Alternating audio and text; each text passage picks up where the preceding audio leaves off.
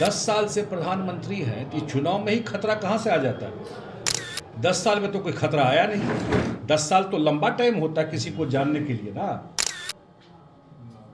संविधान मजबूत करने वाले लोग हैं। जब कोई मुद्दा नहीं मिलता है, 10 साल से प्रधानमंत्री हैं इस देश के, तो खतरा में संविधान आया क्या आज तक? नमस्कार, आप लाइव सिटीज देख रहे हैं। मैं हूं आपके साथ काव्या। कटिहार पहुंचे राज्यसभा सांसद संजय झा विपक्ष पर जमकर निशाना साधते हुए नजर आए हैं। उन्होंने साफ तौर पे कहा है कि प्रधानमंत्री 10 साल से प्रधानमंत्री है और इतने दिन में लोगों को भरोसा हो जाना चाहिए कि ये जो संविधान बदलने की बात कही जा रही है विपक्ष की ओर से, ये गलत बात है।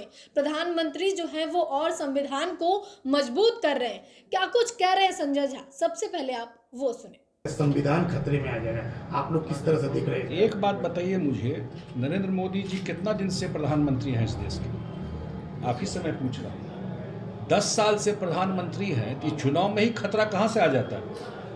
10 साल में तो कोई खतरा आया नहीं। 10 साल तो लंबा टाइम होता है किसी को जानने के लिए ना। संविधान मजबूत करने वाले लोग हैं। जब कोई मुद्दा नहीं मिलता है, 10 साल से प्रधानमंत्री हैं इस देश के, तो खतरा में संविधान आया क्या आज तक? इसलिए ये सब क्योंकि उनके पास कोई मुद्दा नहीं बचा है बोलने के लिए। क्या बोलेंगे? प्रधानमंत्री जी तो बोले हैं कि 5 साल अभी अनाज और मिलेगा लोगों को। इसकी चर्चा नहीं। प्रधानमंत्री जी बोले हैं कि पूर्णिया में एयरपोर्ट बनेगा। प्रधानमंत्री जी बोले हैं कि 70 साल से ऊपर जो लोग हैं उनको स्वास्थ्य का सारा सुविधा मिलेगा, सरकारी सुविधा, उनके होम डिलीवरी होगी। देश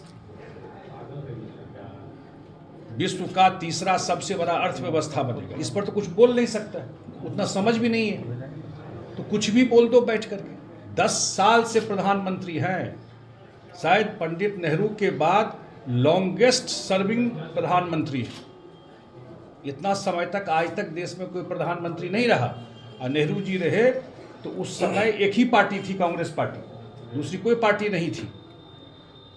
तो 10 साल में तो कुछ हुआ नहीं, तो अब कहाँ से ये बात आ रही? 2 ही 3 बात रखना है चुनाव का। कल प्रधानमंत्री जी पूर्णिया आए थे और दुलाल गोस्वामी जी भी उस सभा में थे, हम सब लोग उस सभा में थे। और ये चुनाव हो रहा है कि देश का प्रधानमंत्री कौन बने। और मोदी जी की जो पॉपुलैरिटी है आज देश क्या दुनिया भर में शायद पॉपुलैरिटी के मामले में सबसे बड़े नेता हैं।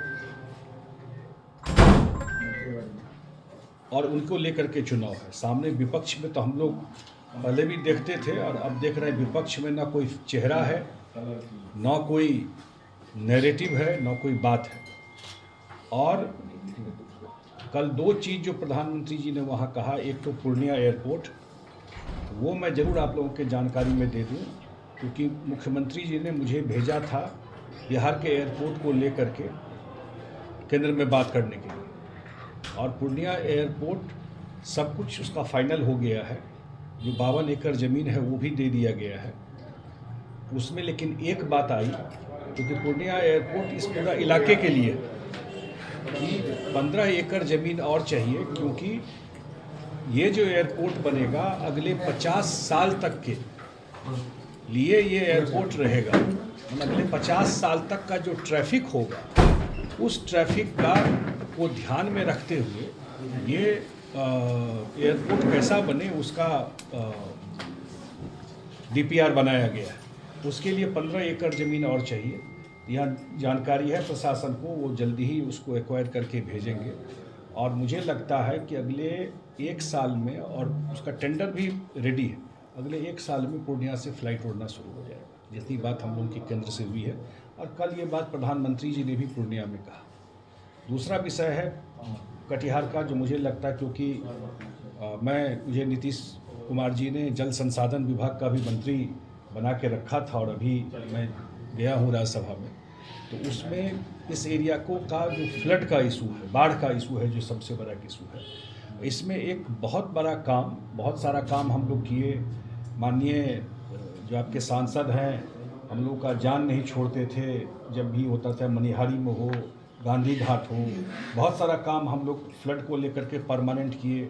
लेकिन जो सबसे बड़ा मुद्दा था आपको महानंदा फेज़ 2 शुरू हो, उसका कितना प्रयास हम लोग कर रहे हैं। सैंक्शनड है पैसा, जो काम उस पर शुरू हो जाए। कुछ लैंड एक्विजिशन का इशू है।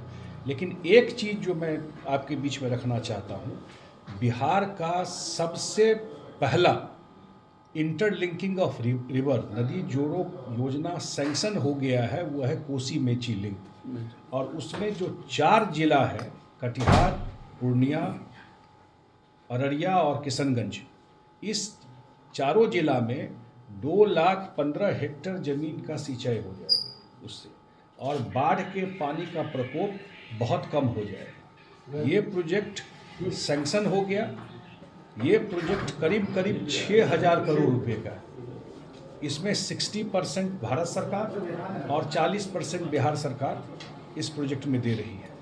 जो बिहार सरकार का हिस्सा है, ऑलरेडी मुख्यमंत्री जी वर्ल्ड बैंकों से वहाँ से कुछ पैसा लेने का प्रपोजल चला गया है, और ये काम जल्दी ही शुरू हो जाएगा, क्योंकि इसका सारा परमिशन काम बिहार सरकार से सैंक्शन, भारत सरकार से सैंक्शन, उसका इन्वायरमेंट क्लियरेंस होता है, उसका फिजिबिलिटी रिपोर्ट होता है, सब कुछ। क्योंकि मैं इस विभाग को देखता था और इस प्रोजेक्ट को मैं देखता रहा, ये सारा सैंक्शन हो करके, जैसे केन बेतवा हुआ मध्य प्रदेश और उत्तर प्रदेश में, उसके बाद दूसरा इंटरलिंकिंग ऑफ रिवर इसी सीमांचल में, इसी कटिहार में कोसी मेची लिंक होने जा रहा है।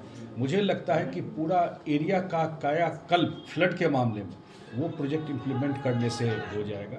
तो मैं आज ज़्यादा बात नहीं करते हुए आपके माध्यम से ये 2 चीज़ मुझे आपके बीच में रखना था।